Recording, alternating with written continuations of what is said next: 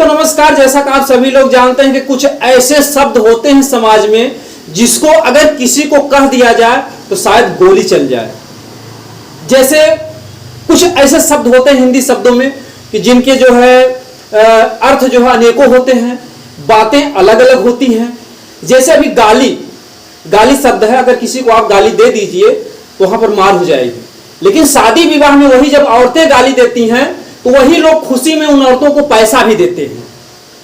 तो यहां पर आप लोगों को बड़ा अचरज लग रहा होगा कि आखिर मैं किस मुद्दे पर बात करना चाह रहा हूं।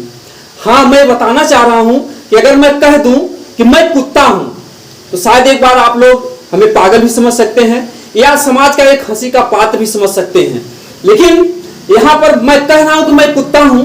जिस विषय पर हम चर्चा करेंगे, जब आप इस पर विचार करेंगे तो आपको समाज की एक नई किरण दिखाई देगी। आज हमें बहुत खुशी है, आज हमारे बीच में अंबेडकर नगर जिले के बहुत ही जाने माने कवि श्री राम वृक्ष कवि जी हैं और हम इनकी रचनाओं पर जो भी है प्रकाश डालेंगे, क्योंकि एक दो लोगों का विकास करते हैं। एक तो हमारे देश का विकास करते हैं बच्चों को शिक्षा दे करके, और दूसरी तरफ विकास करते हैं हमारे समाज का। समाज में जो कुरीतियां हैं, जो रूढ़ियां हैं, जो भी कमियां हैं, उस पर एक प्रकाश डालकर अपनी कविताओं के माध्यम से समाज का भी विकास करते हैं। तो आप लोग समझ ही सकते हैं कि ऐसे ही लोगों से हमारे देश का विकास है। हम इनके कुछ विचारों को जानना चाहेंगे और जैसा होगा आप लोग कमेंट बताइएगा। सर जी, आपका बहुत बहुत स्वागत हमारे चैनल पर। जी, बहुत बहुत धन्यवाद मैं देना चाहूँगा सबसे पहले आपको कि आप सुदूर से चल करके कहीं ना कहीं हमारे पास आए हैं। इसके लिए बहुत बहुत आभार, बहुत बहुत धन्यवाद। जी, आपको बहुत बहुत धन्यवाद। जी, और आगे बढ़ने से पहले मैं उन तमाम दर्शक साथियों को बहुत बहुत धन्यवाद करना चाहूँगा और आपके इस मंच पर मेरे तरफ से बहुत बहुत स्वागत, वंदन, अभिनंदन है हमारे दर्शक साथियों का। जी, जैसा कि आपने बताया कि बड़े सुंदर ढंग से आपने हमारा नाम लिया, खासकर समाज के उन मुद्दों को आपने जुड़ित किया, खासकर उस शब्द से कि जो मैं कुत्ता हूँ, इस शब्द से कहीं ना कहीं आप संकेत दिए, लोगों को बताने का प्रयास किया है। तो सबसे पहले तो मैं अपना परिचय बताना चाहूँगा साथियों कि मैं अंबेडकर नगर के छोटे से गांव बलुआ बहादुरपुर से हूँ और ख़ासकर मेरा नाम राम वृक्ष है। लेकिन साहित्यिक परिचय एक अलग परिचय होता है, आम जनमानस से उठ करके कहीं ना कहीं एक साहित्यिक परिचय अलग होता है। इसलिए अपने गांव से जुड़ा मेरा एक परिचय जुड़ा हुआ है अपने नाम से, राम वृक्ष बहादुरपुरी। आज खासकर मैं साहित्यिक क्षेत्र में, साहित्य के क्षेत्र में मेरा नाम राम वृक्ष बहादुरपुरी है और इसी नाम से मैं परिचित हूँ। लोग मुझे जो भी जानते हैं जान पा रहे हैं। जी, और ख़ासकर आज आप अपने इस चैनल के माध्यम से जो भी मेरी वार्ता या विचार दर्शक तक जाएगी, मुझे पूर्ण विश्वास होगा कि समाज के लोगों को, संपूर्ण जनमानस को, सभी लोगों को समाज के लिए भी एक सीख होगी, मेरे समझ से एक जानकारी होगी और समाज के लिए भी एक अच्छाई ही होगी। मेरा प्रयास यही रहेगा। जी, जी, जी। कुछ बातें ऐसी होती है समाज में, जैसे कि जिस कविता पर चर्चा होने जा रही है कि मैं कुत्ता हूँ। एक आम व्यक्ति या मतलब कोई कितना भी गया गुजरा होगा, वो कभी अपने मुंह से नहीं कह सकता कि मैं कुत्ता हूं। लेकिन कुछ शब्दों के ऐसे अर्थ होते हैं कि कहने में भले ही खुद के लिए हंसी का पात्र या लोग ना समझ पाए। जैसे लोग कहते थे कि लोग कहे मीरा हो गई पागल और सास कहे कुल नासिरे, पग घुघरू बांध मीरा नाचिरे। उनको जो है जब भगवान से प्रेम हुआ, उनको नशा चढ़ा तो एक पागल सी बावरी सी हो गई। और हमको वही महसूस हो रहा कि आज आपको समाज को या समाज पे मतलब कि जो भी कमियां उनको सुधारने के लिए आपने एक ऐसे शब्द को चुना है कि जो कि किसी के लिए कह पाना बहुत बड़ी मुश्किल की बात है। क्योंकि जैसे आप कहेंगे कि मैं कुत्ता हूं, एक माने जाने टीचर, एक इतने बड़े कवि, और आपके मन में कहां से भाव आया कि मैं इस शब्द को डालूंगा कि मैं कुत्ता हूं? जी बिल्कुल, देखिए हिंदी साहित्य, खासकर अपने यहाँ की, अपने देश की जो हिंदी साहित्य है, हिंदी साहित्य में एक शब्द के कई मायने होते हैं और ख़ासकर मायने के साथ साथ बहुत बड़ी बात यह है कि हर व्यक्ति अपने कर्मों से नवाजा जाता है। कुछ व्यक्ति के कर्म इस प्रकार से हो जाते हैं, लाछनिक हो जाते हैं मतलब है कि वो शब्द शक्ति के माध्यम से उसके जो लक्षण होते हैं, उसके जो कर्म होते हैं, वो बहुत कुछ कहे जाते हैं। ऐसा नहीं है कि कुत्ता होना केवल निगेटिविटी है, ये नकारात्मक सोच है, ऐसा नहीं है। ये सकारात्मक सोच में भी हो सकता है, समाज के लिए एक सीख भी हो सकता है, एक दिशा भी हो सकता है।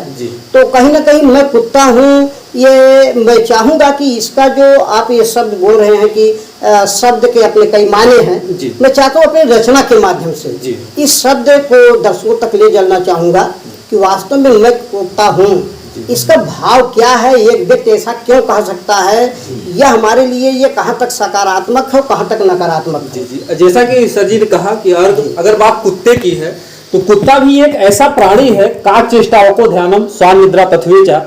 तो कहीं ना कहीं से जो नींद सोता है, कहीं अगर ऐसी बात है तो लोग कहते हैं कुत्ते की नींद सो, एक उदाहरण भी दिया जाता है। और वफादार भी होता है, साथ साथ समाज के लिए बहुत बड़ा हितैषी होता है। और कितने कुत्तों ने कितने मालिक की जान भी बचाई है। बिल्कुल। और लेकिन यहाँ पर जो भी है एक समाज के ऊपर रचना के माध्यम से आप लोग देखिएगा, विचार कीजिएगा। एक कविता जो आप अपनी सुनाइए सर जी। बिल्कुल बिल्कुल, मैं कविता रखना चाहूँगा, क्योंकि कुत्ता शब्द हम लोग नकारात्मक रूप में लेते हैं, अक्सर गाली के रूप में प्रयोग किया जाता है।